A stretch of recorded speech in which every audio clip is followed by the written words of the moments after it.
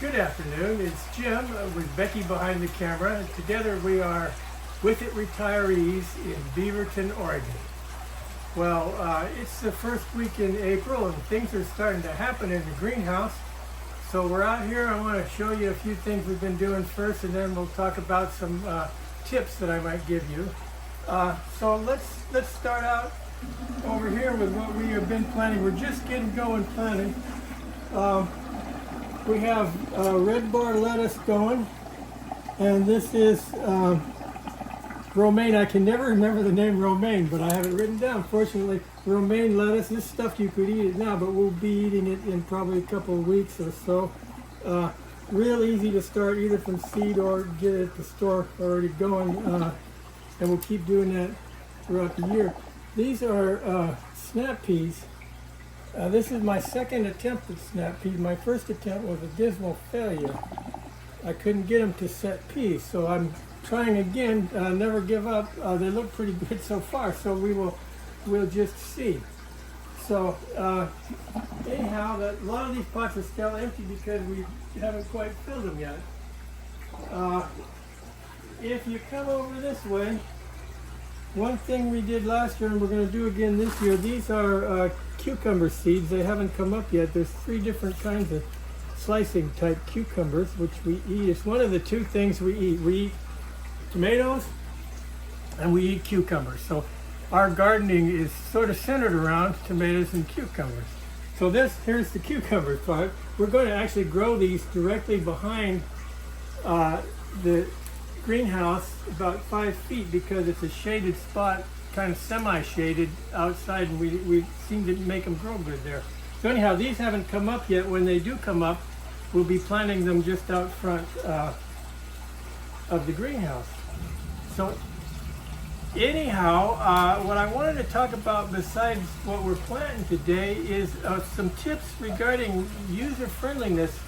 If you are thinking of building a greenhouse or you built one and you may want to redo it, people talk a lot about the outside of a greenhouse and the dimensions and the glass, but you don't hear a whole lot about the inside, the stuff that makes it tick. So let's start with one real basic thing that every greenhouse, this is of course an aquaponics greenhouse, they're not all this way, but some things everything's got in common. So let's start down here at the door. This door is a regular exterior door. It's got a window that opens, which is really nice. It opens with a handicap bar. So when you approach this door, which you will a million times from the outside with a handful of stuff, you can hit that with your elbow and just go on in.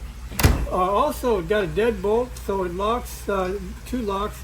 If you've got grandchildren or anybody that you may want to keep out, or you're in a place that's not secure, I recommend at least you have a door. You got to think about it.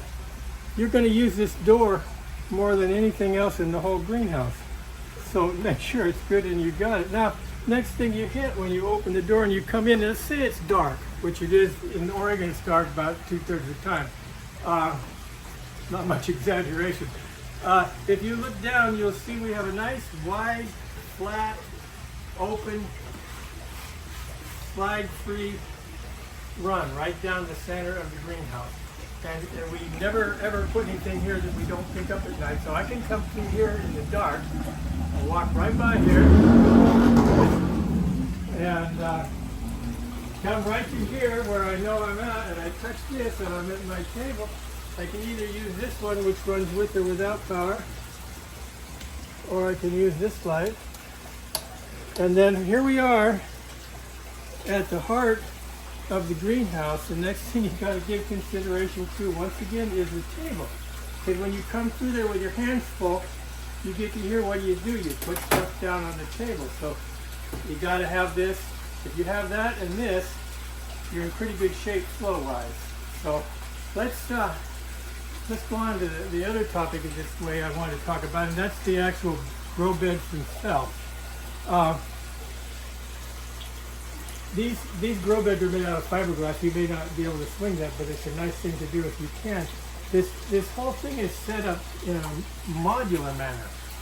So this grow bed here, for instance, has one fitting on the bottom where it drains, and this right here on the top where the water constantly comes in. So let's say this gets really dirty and full of roots or whatever, and I want to clean it out. Get new hydrogen. This is hydrogen expanded clay balls.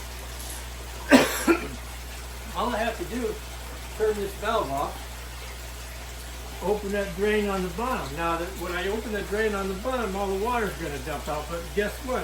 If you look here, see the way our deck is built, you can dump 20, 30 gallons of water on top of that and it just goes away.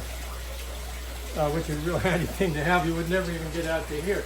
So then you basically can empty it out, take it out, clean it out, put it back, totally cleaned out. You can do the whole operation in maybe a couple hours for one bed. So it's really a nice way to go.